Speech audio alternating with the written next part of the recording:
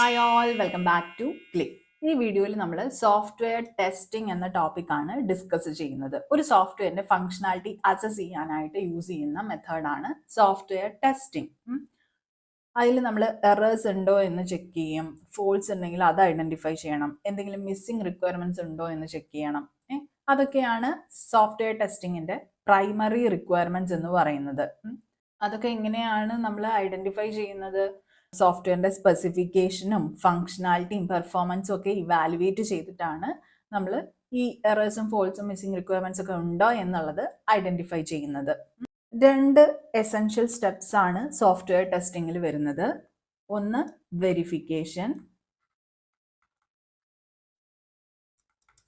മറ്റത് വാലിഡേഷൻ. നമ്മൾ already discuss ചെയ്തിട്ടുള്ളതാണ് ഇത് രണ്ടും, എങ്കിലും ജസ്റ്റ് ഒന്ന് പറഞ്ഞു പോവാം. വെരിഫിക്കേഷൻ എന്ന് പറയുമ്പോൾ നമുക്കറിയാം, are we building the product right, അതാണ് ഉദ്ദേശിക്കുന്നത്. അതിൽ നമ്മൾ ഫോക്കസ് ചെയ്യുക ഇന്റേണൽ ഡിസൈനും അതുപോലെ ഡെവലപ്മെന്റ് പ്രോസസ്സും ആയിരിക്കും. നമ്മുടെ സ്പെസിഫിക് ഫങ്ഷൻസ് എല്ലാം കറക്റ്റ്ലി തന്നെ സോഫ്റ്റ്വെയർ ഇംപ്ലിമെന്റ് ചെയ്തിട്ടില്ലേ എന്നുള്ളതാണ് ഇതിൽ നമ്മൾ എൻഷുർ ചെയ്യുന്നത്.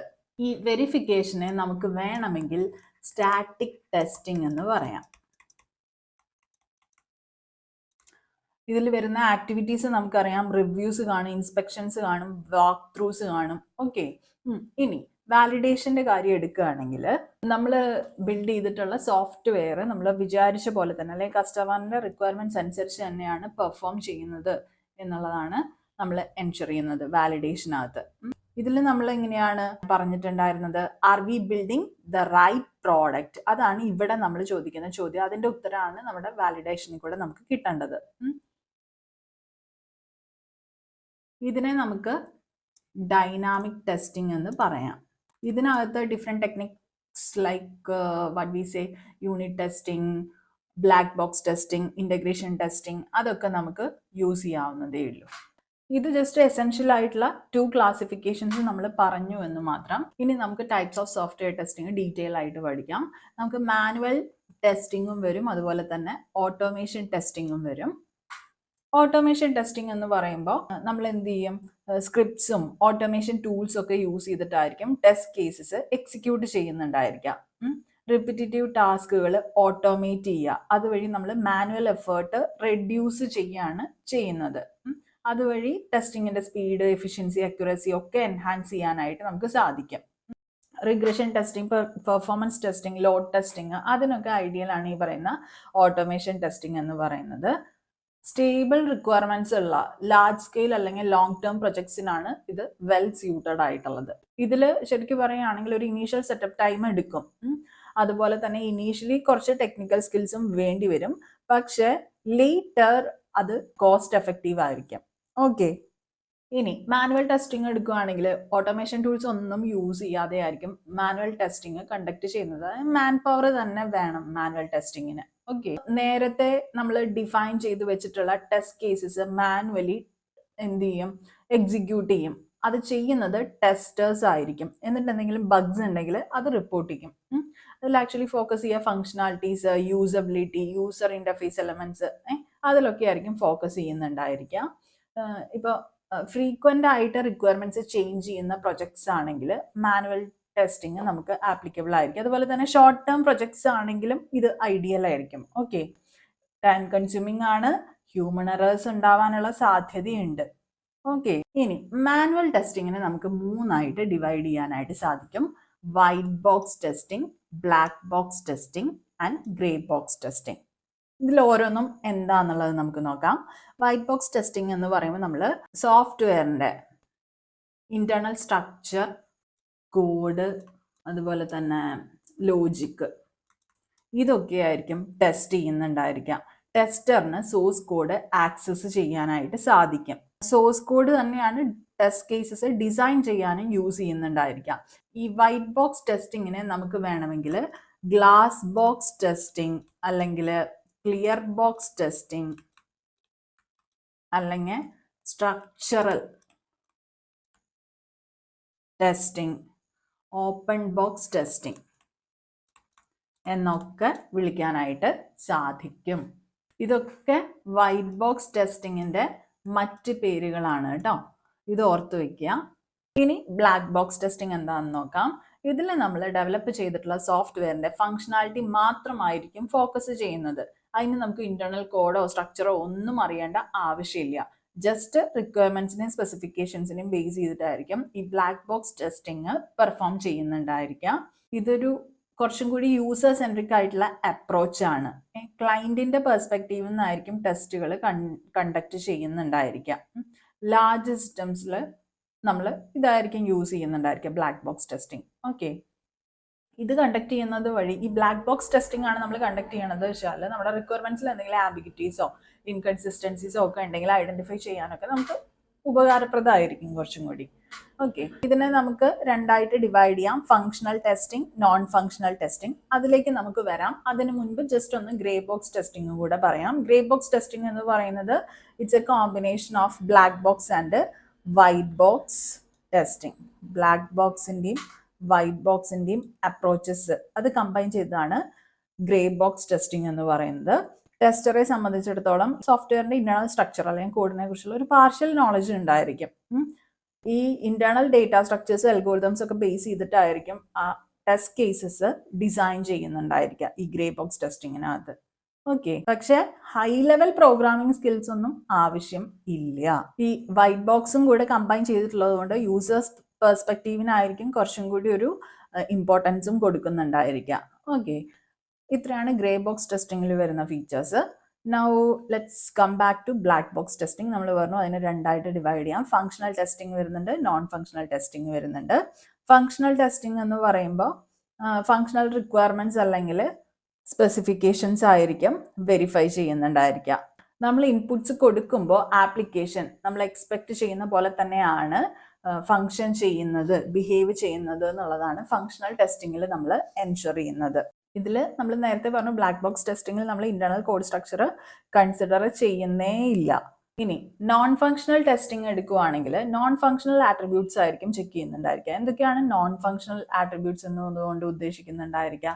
ലൈക്ക് പെർഫോമൻസ് ആവാം, യൂസബിലിറ്റി ആവാം,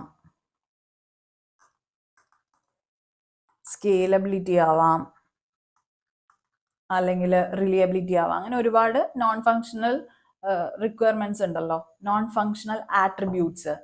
അതായിരിക്കും നോൺ ഫങ്ഷണൽ ടെസ്റ്റിങ്ങിനകത്ത് ചെക്ക് ചെയ്യുന്നുണ്ടായിരിക്കുക.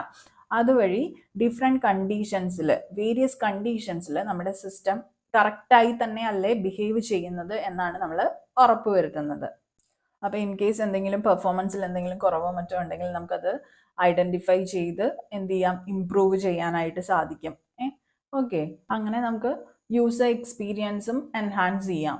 ഓക്കെ, അതാണ് നോൺ ഫങ്ഷണൽ ടെസ്റ്റിംഗ് എന്നതുകൊണ്ട് ഉദ്ദേശിക്കുന്നത്. ഫങ്ഷണൽ ടെസ്റ്റിങ്ങിനെ അഗെയിൻ 3ആയിട്ട് ഡിവൈഡ് ചെയ്തിട്ടുണ്ട്. Unit testing, integration testing and system testing. വേറെ 2 ടെസ്റ്റിംഗ് കൂടെ വരുന്നുണ്ട് ഇതിൽ. Actually end to end testing വരുന്നുണ്ട്, end to end, E to E testing, അതുപോലെ ആക്സെപ്റ്റൻസ് ടെസ്റ്റിംഗ്. ഏതിലാണ് ഇത് വരുന്നത്? ഫങ്ഷണൽ ടെസ്റ്റിങ്ങിനടിയിൽ കേട്ടോ. നമ്മളിപ്പോൾ പറഞ്ഞത് ഏതൊക്കെയായിരുന്നു? ഈ സിസ്റ്റം ടെസ്റ്റിംഗ് കൂടാതെ നമ്മൾ പറഞ്ഞു ഫങ്ഷണൽ ടെസ്റ്റിങ്ങിൽ വരുന്നതാണ് എൻഡ് ടു എൻഡ് ടെസ്റ്റിങ്ങും അതുപോലെ തന്നെ ആക്സെപ്റ്റൻസ് ടെസ്റ്റിങ്ങും. ഓക്കെ, ഓരോന്നും നമുക്ക് ഡിസ്കസ് ചെയ്യാം. ഫസ്റ്റ് വരുന്നത് യൂണിറ്റ് ടെസ്റ്റിംഗ് ആണ്. യൂണിറ്റ് ടെസ്റ്റിംഗ് എന്ന് പറയുമ്പോൾ നമ്മൾ സോഫ്റ്റ്വെയർ ആപ്ലിക്കേഷൻ്റെ ഒരു ഇൻഡിവിജ്വൽ കോമ്പണൻസ് അല്ലെങ്കിൽ യൂണിറ്റ്സ്, ലൈക്ക് ഫങ്ഷൻസ് ആവാം, മെത്തേഡ്സ് ആവാം, അല്ലെങ്കിൽ ക്ലാസ്സസ് ആവാം, അതെല്ലാം ടെസ്റ്റ് ചെയ്യാണ് ചെയ്യുന്നത്. യൂണിറ്റ് ടെസ്റ്റിംഗ് ചെയ്യുന്നത് ഡെവലപ്പേഴ്സ് ആയിരിക്കും. ടിപ്പിക്കലി ഇത് ഓട്ടോമേറ്റഡ് ആയിരിക്കും. ഇതിനകത്ത് സോഫ്റ്റ്വെയറിന്റെ ഏറ്റവും സ്മോളസ്റ്റ് ടെസ്റ്റബിൾ പാർട്ടിനെ ആയിരിക്കും ഫോക്കസ് ചെയ്യുന്നുണ്ടായിരിക്കുക. അതായത് ഓരോ ഇൻഡിവിജ്വൽ യൂണിറ്റും ഇൻഡിപെൻഡൻ്റ്ലി നമ്മൾ പ്രതീക്ഷിച്ച പോലെ തന്നെ വർക്ക് ചെയ്യുന്നുണ്ട് എന്നാണ് നമ്മൾ യൂണിറ്റ് ടെസ്റ്റിങ്ങിൽ എൻഷുർ ചെയ്യുന്നത്. ഇൻഡിപെൻഡൻറ്റ് യൂണിറ്റ്സിന്റെ ഫങ്ഷണാലിറ്റി ആണ് നമ്മൾ ഇതിനകത്ത് നോക്കുന്നത് കേട്ടോ. നമ്മൾ വിചാരിച്ച പോലെ തന്നെ വർക്ക് ചെയ്യുന്നുണ്ട് എന്നുള്ളതാണ് ഇതിനകത്ത് നോക്കുന്നത്. നമുക്ക് വേണമെങ്കിൽ പറയാം യൂണിറ്റ് ടെസ്റ്റിംഗ് എന്ന് പറയുന്നത് ഒരു part of both white box and black box testing എന്ന്. ഓക്കെ, ഇനി നെക്സ്റ്റ് വരുന്നത് ഇന്റഗ്രേഷൻ ടെസ്റ്റിംഗ് ആണ്. ഇന്റഗ്രേഷൻ ടെസ്റ്റിംഗ് എന്ന് പറയുമ്പോൾ ഡിഫറെൻറ്റ് മൊഡ്യൂൾസ് അല്ലെങ്കിൽ കോമ്പണൻസ് കമ്പൈൻ ചെയ്തതിന് ശേഷം അതിൻ്റെ ഇൻട്രാക്ഷൻസ് എങ്ങനെയാണ് എന്നുള്ളതാണ് ഇന്റഗ്രേഷൻ ടെസ്റ്റിങ്ങിൽ നമ്മൾ ചെക്ക് ചെയ്യുന്നത്. ഇത് നമ്മൾ യൂണിറ്റ് ടെസ്റ്റിങ്ങിന് ശേഷം സിസ്റ്റം ടെസ്റ്റിങ്ങിന് മുൻപുമായിട്ടാണ് എന്ത് ചെയ്യുന്നുണ്ടായിരിക്കുക, പെർഫോം ചെയ്യുന്നുണ്ടായിരിക്കുക.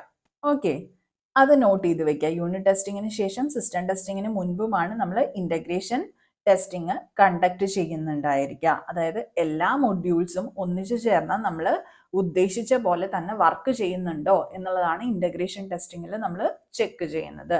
രണ്ട് തരത്തിലുള്ള ഇന്റഗ്രേഷൻ ടെസ്റ്റിങ്സ് വരുന്നുണ്ട്. One is incremental testing and another is non incremental testing. Incremental ടെസ്റ്റിങ്ങിനകത്ത് നമ്മൾ മൊഡ്യൂൾസ് ടെസ്റ്റ് ചെയ്യും, ദെൻ 1 by 1 ആയിട്ട് ഇന്റഗ്രേറ്റ് ചെയ്യായിരിക്കും ചെയ്യുന്നുണ്ടായിരിക്കാം. യൂണിറ്റ് ടെസ്റ്റിങ്ങിന് ശേഷമാണ് ഇത് ഈ ഇൻക്രിമെന്റൽ ടെസ്റ്റിംഗ് പെർഫോം ചെയ്യുന്നുണ്ടായിരിക്കാം. ഓക്കെ, ഇൻക്രിമെന്റൽ ഇന്റഗ്രേഷൻ ടെസ്റ്റിംഗ് തന്നെ രണ്ട് തരത്തിൽ വരുന്നുണ്ട്. ഒന്ന് ടോപ്പ് ഡൗൺ അപ്രോച്ചും മറ്റത് ബോട്ടം അപ്പ് അപ്രോച്ചും. ടോപ്പ് ഡൗൺ അപ്രോച്ച് എന്ന് പറയുമ്പോൾ നമ്മൾ എന്ത് ചോദിച്ചാൽ ഇന്റഗ്രേഷൻ ഹൈ ലെവൽ മൊഡ്യൂൾസ് എന്ന് ലോ ലെവൽ മൊഡ്യൂൾസിലേക്ക് ആയിരിക്കും പോകുന്നുണ്ടായിരിക്കുക. അതായത് integration proceeds from high level modules to low level modules. അതായത് ടോപ്പ് ഡൗൺ ഇന്റഗ്രേഷൻ ടെസ്റ്റിംഗ് ആണെങ്കിൽ it begins with high level modules gradually integrating lower level once using Stubbs. ഈ ഒരു term ഓർത്ത് വെച്ചേക്കണേ, യൂസിങ് സ്റ്റബ്സ്. സ്റ്റബ്സ് എന്ന് പറഞ്ഞിട്ട് വെച്ചാൽ those are similar to modules of the software that are under development process. അതിനെയാണ് stubs എന്ന് പറയുന്നത്. Called programs എന്നാണ് യൂഷ്വലി സ്റ്റബ്സിനെ നമ്മൾ പറയാറുള്ളത്. ടോപ്പ് ഡൗൺ ഇന്റഗ്രേഷൻ ടെസ്റ്റിംഗിൽ സ്റ്റബ്സ് ആണ് യൂസ് ചെയ്യുന്നത്, അത് ഓർത്ത് വെക്കുക. നെക്സ്റ്റ് വരുന്നത് ബോട്ടം അപ്പ് ഇന്റഗ്രേഷൻ ടെസ്റ്റിംഗ് ആണ്. ബോട്ടം അപ്പ് ഇന്റഗ്രേഷൻ ടെസ്റ്റിംഗ് എന്ന് പറയുമ്പോൾ ഇന്റഗ്രേഷൻ ഇതിനകത്ത് ലോ ലെവൽ മൊഡ്യൂൾസ് നിന്നായിരിക്കും സ്റ്റാർട്ട് ചെയ്യുക, മൂവിങ് അപ്വേർഡ്സ്. അതായത് starts with low level modules and integrates upwards using drivers. ഇവിടെ നമ്മൾ ഓർത്ത് വെക്കേണ്ട ടെർമിനോളജിയാണ് ഡ്രൈവേഴ്സ്. ഡ്രൈവേഴ്സിനെ നമ്മൾ കോളിംഗ് പ്രോഗ്രാം എന്നാണ് വിളിക്കുക. ഇത് നമ്മൾ എന്തിനാ യൂസ് ചെയ്യണത് വെച്ചാൽ ടെസ്റ്റ് ചെയ്യേണ്ട കോമ്പണന്റിനെ ഇൻവോക്ക് ചെയ്യാൻ വേണ്ടിയിട്ടാണ് ഡ്രൈവേഴ്സിനെ യൂസ് ചെയ്യണത്. ഇത് ബോട്ടം അപ്പ് ഇന്റഗ്രേഷൻ ടെസ്റ്റിംഗിലാണ് യൂസ് ചെയ്യുന്നുണ്ടായിരിക്കുക. അത്രയും ഓർത്ത് വെക്കുക കേട്ടോ. സ്റ്റബ്സ് എന്ന് പറയുമ്പോൾ കോൾഡ് പ്രോഗ്രാംസും ഡ്രൈവേഴ്സ് എന്ന് പറയുമ്പോൾ കോളിംഗ് പ്രോഗ്രാമും. ഓക്കെ, മറക്കരുത്. അപ്പോൾ ഇങ്ങനെ രണ്ട് അപ്രോച്ചസ് ആണ് ഇൻക്രിമെന്റൽ ടെസ്റ്റിങ്ങിനകത്ത് വരുന്നത്. പിന്നെ നോൺ ഇൻക്രിമെന്റൽ ടെസ്റ്റിംഗ് ആണ് വരുന്നത്. നോൺ ഇൻക്രിമെന്റൽ ടെസ്റ്റിങ്ങിന് പറയുന്ന മറ്റൊരു പേരാണ് ബിഗ് ബാങ് ഇന്റഗ്രേഷൻ ടെസ്റ്റിംഗ്. അതിൽ ചെയ്യുന്ന വേറൊന്നുമല്ല, ബിഗ് ബാങ് എന്ന് കേൾക്കുമ്പോൾ തന്നെ നമുക്ക് മനസ്സിലാക്കിക്കൊള്ളണം എല്ലാ മൊഡ്യൂൾസും ഒറ്റയടിക്ക് അങ്ങ് കമ്പൈൻ ചെയ്ത് ഒറ്റയടിക്ക് അങ്ങ് ടെസ്റ്റിങ്ങും തീർക്കും. ഓക്കെ, സ്മോൾ സിസ്റ്റംസ് ആണെങ്കിൽ ഈ പറയുന്ന ബിഗ് ബാങ് ഇന്റഗ്രേഷൻ ടെസ്റ്റിംഗ് എന്ന് പറയുന്നത് കൊള്ളാം, അല്ലെങ്കിൽ നല്ല അവിയൽ പരുവമായിട്ട് കിട്ടും നമുക്ക് സിസ്റ്റം. ഇനി ഇന്റഗ്രേഷൻ ടെസ്റ്റിംഗ് കഴിഞ്ഞാൽ നമ്മൾ പറഞ്ഞു നെക്സ്റ്റ് വരുന്നത് സിസ്റ്റം ടെസ്റ്റിംഗ് ആണ്. ഒരു ഹൈ ലെവൽ ടെസ്റ്റിംഗ് ഫേസ് ആണ് സിസ്റ്റം ടെസ്റ്റിംഗ് എന്ന് പറയുന്നത്. ഇത് entire fully integrated software system എന്ത് ചെയ്യും, ഇവാലുവേറ്റ് ചെയ്യും. ഫങ്ഷണൽ നോൺ ഫങ്ഷണൽ റിക്വയർമെന്റ്സ് എന്തൊക്കെ സ്പെസിഫൈ ചെയ്തിട്ടുണ്ടോ അതൊക്കെ മീറ്റ് ചെയ്യുന്നുണ്ട് എന്നുള്ളത് എൻഷുർ ചെയ്യാണ് ഈ പറയുന്ന സിസ്റ്റം ടെസ്റ്റിംഗിൽ ചെയ്യുന്നത്. സിസ്റ്റം ടെസ്റ്റിംഗ് പെർഫോം ചെയ്യുന്നത് after integration testing and before എന്തായിരിക്കും എന്നറിയോ, ആക്സെപ്റ്റൻസ് ടെസ്റ്റിംഗ്. നമ്മൾ പറഞ്ഞല്ലോ ഇത് കഴിഞ്ഞിട്ട് എൻഡ് ടു എൻഡ് ടെസ്റ്റിംഗ് വരും. ഓക്കെ, അത് എല്ലായ്പ്പോഴും പെർഫോം ചെയ്തു കൊള്ളണം എന്നില്ല. ദെൻ ആക്സെപ്റ്റൻസ് ടെസ്റ്റിംഗ് വരും. എൻഡ് ടു എൻഡ് ടെസ്റ്റിംഗ് എന്ന് പറയുമ്പോൾ എൻറ്റയർ ആപ്ലിക്കേഷൻ ഫ്ലോ ടെസ്റ്റ് ചെയ്യുന്നതാണ് ഉദ്ദേശിക്കുന്നത്. സ്റ്റാർട്ട് ടു ഫിനിഷ് ആ ആപ്ലിക്കേഷൻ്റെ ഫ്ലോ ആണ് എൻഡ് ടു എൻഡ് ടെസ്റ്റിങ്ങിൽ ചെയ്യുന്നത്. അതിൽ നമ്മൾ എക്സ്റ്റേണൽ സിസ്റ്റം ആയിട്ടുള്ള നമ്മൾ ഡെവലപ്പ് ചെയ്തിട്ടുള്ള സിസ്റ്റത്തിന്റെ ഇന്ററാക്ഷൻ ഉൾപ്പെടെ നമ്മൾ ടെസ്റ്റ് ചെയ്യുന്നുണ്ടായിരിക്കും. കംപ്ലീറ്റ് ഫങ്ഷണാലിറ്റി ആണ് അത് എൻഷുർ ചെയ്യുന്നത്. ഇനി അതിനുശേഷമാണ് നമുക്ക് ആക്സെപ്റ്റൻസ് ടെസ്റ്റിംഗ് വരുന്നത്. ആക്സെപ്റ്റൻസ് ടെസ്റ്റിംഗ് ഒരു ഫോമൽ ടെസ്റ്റിംഗ് പ്രോസസ് ആണ്. നമ്മുടെ ഡെവലപ്പ് ചെയ്തിട്ടുള്ള സിസ്റ്റം യൂസർ റിക്വയർമെന്റ്സ് എല്ലാം മീറ്റ് ചെയ്ത് റെഡി ഫോർ ഡെലിവറി ആണ് എന്ന് നമുക്ക് വെരിഫൈ ചെയ്യേണ്ടതുണ്ട്. അതാണ് ആക്സെപ്റ്റൻസ് ടെസ്റ്റിംഗിൽ ചെയ്യുന്നുണ്ടായിരിക്കുക. ഇത് യൂസേഴ്സും ക്ലയൻസും ഓതറൈസ്ഡ് റെപ്രസെൻറ്റേറ്റീവ്സും ഒക്കെ ആയിരിക്കും പെർഫോം ചെയ്യുക. ഇത് acceptance testing. Basically end user സെനാരിയോസിലായിരിക്കും നമ്മൾ ഇതിൽ ഫോക്കസ് ചെയ്യുന്നുണ്ടായിരിക്കാം. Since it is a black box testing, functionality ആയിരിക്കും കംപ്ലീറ്റ്ലി ഫോക്കസ് ചെയ്യുന്നത്, not on internal logic at all. Okay, അപ്പോൾ എന്തെങ്കിലും ലാസ്റ്റ് മിനിറ്റ് റിക്വയർമെന്റ് ഗ്യാപ്സ് ഉണ്ടെങ്കിൽ അത് ഐഡന്റിഫൈ ചെയ്യാനൊക്കെ നമുക്ക് ഹെൽപ്ഫുൾ ആയിരിക്കും ഈ പറയുന്ന ആക്സെപ്റ്റൻസ് ടെസ്റ്റിംഗ്. ഇനി നമുക്ക് നോൺ ഫങ്ഷണൽ ടെസ്റ്റിങ്ങിന്റെ ക്ലാസിഫിക്കേഷൻസ് നോക്കാം. ഇവിടെ 3 ടൈപ്സ് ആണ് ലിസ്റ്റ് ഡൗൺ ചെയ്തിട്ടുള്ളത്: performance testing, usability testing and compatibility testing. ഈ പറയുന്ന കോമ്പാറ്റിബിലിറ്റി ടെസ്റ്റിംഗ് എന്നതുകൊണ്ട് ഉദ്ദേശിക്കുന്നത് ഡിഫറെൻറ്റ് പ്ലാറ്റ്ഫോംസിൽ, ഡിഫറെൻറ്റ് ഡിവൈസസിൽ, ബ്രൗസേഴ്സിൽ, നെറ്റ്വർക്സിലൊക്കെ സോഫ്റ്റ്വെയറിന്റെ ഫംഗ്ഷനാലിറ്റി വെരിഫൈ ചെയ്യാണ് കോമ്പാറ്റിബിലിറ്റി ടെസ്റ്റിംഗിൽ ചെയ്യുന്നത്. നെക്സ്റ്റ് യൂസബിലിറ്റി ടെസ്റ്റിംഗിലാണെങ്കിൽ ഈസ് ഓഫ് യൂസ്, സോഫ്റ്റ്വെയറിന്റെ ഈസ് ഓഫ് യൂസ്, അതുപോലെ യൂസർ എക്സ്പീരിയൻസ് അതൊക്കെയാണ് അസസ് ചെയ്യുന്നുണ്ടായിരിക്കാം. Now coming to the performance testing, സിസ്റ്റത്തിന്റെ speed, responsiveness, stability and expected work load അതൊക്കെ ആയിരിക്കും നമ്മൾ ഇവാലുവേറ്റ് ചെയ്യുന്നുണ്ടായിരിക്കുക ഏതില്, പെർഫോമൻസ് ടെസ്റ്റിംഗിൽ. അതിൽ തന്നെ ഡിഫറെൻറ്റ് ടൈപ്സ് ഓഫ് ടെസ്റ്റിംഗ്സ് വരുന്നുണ്ട്. Different types of performance testing എന്ന് പറയുമ്പോൾ load testing, stress testing, scalability testing, stability testing ഒക്കെ വരുന്നുണ്ടായിരിക്കും. ലോഡ് ടെസ്റ്റിംഗ് എന്ന് പറയുമ്പോൾ നോർമൽ ആൻഡ് പീക്ക് ലോഡിൽ നമ്മൾ സിസ്റ്റത്തിന്റെ ബിഹേവിയർ ടെസ്റ്റ് ചെയ്യും. നോർമൽ ആൻഡ് പീക്ക് ലോഡ് രണ്ടിലും നമ്മൾ എന്ത് ചെയ്യും, സിസ്റ്റത്തിന്റെ ബിഹേവിയർ ടെസ്റ്റ് ചെയ്യും. ഇത് നമ്മൾ എന്തിനാ യൂസ് ചെയ്യുന്നത് വെച്ചാൽ പെർഫോമൻസ് ഡീഗ്രേഡ് ചെയ്യുന്നതിന് മുൻപ് മാക്സിമം യൂസർ കപ്പാസിറ്റി ഐഡന്റിഫൈ ചെയ്യാൻ വേണ്ടിയിട്ടാണ് യൂസ് ചെയ്യുന്നത് ലോഡ് ടെസ്റ്റിംഗ്. ഓക്കെ, ലോഡാണ് ടെസ്റ്റ് ചെയ്യുന്നത്, അതായത് മാക്സിമം യൂസർ കപ്പാസിറ്റി ഐഡന്റിഫൈ ചെയ്യാനായിട്ട്. നെക്സ്റ്റ് വരുന്നത് സ്ട്രെസ് ടെസ്റ്റിംഗ്. എക്സ്ട്രീം ആയിട്ടുള്ള കണ്ടീഷൻസ് അല്ലെങ്കിൽ അൺഫേവറബിൾ ആയിട്ടുള്ള, എക്സ്ട്രീം ഓർ അൺഫേവറബിൾ കണ്ടീഷൻസ് ആണെങ്കിൽ അന്നേരം സിസ്റ്റം എങ്ങനെ ബിഹേവ് ചെയ്യുന്നു എന്നുള്ളതാണ് സ്ട്രെസ് ടെസ്റ്റിംഗിൽ ഇവാലുവേറ്റ് ചെയ്യുന്നത്. അതുവഴി നമുക്ക് ഫെയിലിയർ പോയിന്റ്സും റോബസ്റ്റ്നെസ്സും ഒക്കെ ഡിറ്റക്ട് ചെയ്യാനായിട്ട് സാധിക്കും. റിസോഴ്സ് എക്സോഷൻ ഉണ്ടായിക്കഴിഞ്ഞാൽ സ്റ്റെബിലിറ്റി ഉണ്ടോ ഇല്ലേ എന്നുള്ളത് ചെക്ക് ചെയ്യാനാണ് നമ്മൾ സ്ട്രെസ് ടെസ്റ്റിംഗ് യൂസ് ചെയ്യുന്നത്. Now the third one is scalability testing. നമ്മൾ യൂസേഴ്സിന്റെ എണ്ണം അല്ലെങ്കിൽ ലോഡ് അത് സ്കെയിൽ അപ്പ് ചെയ്യുമ്പോഴും സ്കെയിൽ ഡൗൺ ചെയ്യുമ്പോഴും എങ്ങനെയാണ് സിസ്റ്റം പെർഫോം ചെയ്യുന്നത് എന്നുള്ളതാണ് സ്കേലബിലിറ്റി ടെസ്റ്റിങ്ങിനകത്ത് നമ്മൾ ചെക്ക് ചെയ്യുന്നത്. അതുവഴി നമ്മൾ പെർഫോമൻസ് ലിമിറ്റ്സും റിസോഴ്സ് യൂട്ടിലൈസേഷനും ഒക്കെയാണ് ടെസ്റ്റ് ചെയ്യുന്നുണ്ടായിരിക്കുക. ഫ്യൂച്ചർ ഗ്രോത്ത് നീഡ്സ് ഉണ്ടാവുമ്പോൾ അത് മീറ്റ് ചെയ്യാനായിട്ട് സോഫ്റ്റ്വെയർ ക്യാപ്പബിൾ ആണോ എന്നുള്ളതാണ് നമുക്കിവിടെ ടെസ്റ്റ് ചെയ്യേണ്ടത്. അതാണ് നമുക്കിവിടെ ഈ ടെസ്റ്റിംഗിൽ കൂടെ അറിയാനായിട്ട് സാധിക്കുക. ഇനി നെക്സ്റ്റ് വരുന്നത് സ്റ്റെബിലിറ്റി ടെസ്റ്റിംഗ് ആണ്. അതായത് എക്സ്റ്റെൻഡഡ് യൂസേജ് വരുമ്പോൾ ആപ്ലിക്കേഷൻ ക്രാഷ് ചെയ്യുന്നില്ല എന്ന് നമുക്ക് ഉറപ്പ് വരുത്തേണ്ടതുണ്ട്. അതാണ് സ്റ്റെബിലിറ്റി ടെസ്റ്റിംഗ് കൊണ്ട് ഉദ്ദേശിക്കുന്നത്. ഈ ടെസ്റ്റ് കണ്ടക്ട് ചെയ്യുക അണ്ടർ കണ്ടിന്യൂസ് ലോഡ് ഓർ എൻവയോൺമെന്റൽ സ്ട്രെസ്, അതിലൊക്കെ നമുക്കിത് ടെസ്റ്റ് ചെയ്തിട്ടുണ്ട് വെച്ചാൽ നമുക്ക് ഈ പറയുന്ന കാര്യം എൻഷുർ ചെയ്യാനായിട്ട് സാധിക്കും. ഏത് എക്സ്റ്റെൻഡഡ് യൂസേജ് വരുവാണെങ്കിൽ നമ്മുടെ ആപ്ലിക്കേഷൻ ക്രാഷ് ചെയ്യില്ല എന്നുള്ളത്. ഓക്കെ, ഇത്രയുമാണ് നമുക്ക് സോഫ്റ്റ്വെയർ ടെസ്റ്റിങ്ങിനകത്ത് മെയിനായിട്ട് പഠിക്കാനുള്ളത്. അപ്പോൾ ടോപ്പിക്ക് നിങ്ങൾക്ക് ക്ലിയർ ആയി എന്ന് വിചാരിക്കുന്നു. എന്തെങ്കിലും സംശയങ്ങളുണ്ടെങ്കിൽ കമൻറ്റ് സെക്ഷനിൽ ചോദിക്കുക. അതുപോലെ തന്നെ വീഡിയോ യൂസ്ഫുൾ ആണെങ്കിൽ ലൈക്ക് ബട്ടൺ പ്രസ് ചെയ്യാനായിട്ട് മറക്കരുത്. ചാനൽ ഇതുവരെ സബ്സ്ക്രൈബ് ചെയ്യാത്ത കുട്ടികളാണെങ്കിൽ please do subscribe the channel. അപ്പോൾ പുതിയൊരു വീഡിയോയുമായിട്ട് വീണ്ടും കാണാം. Signing off, your study partner Click. Stay focused on what really matters to you.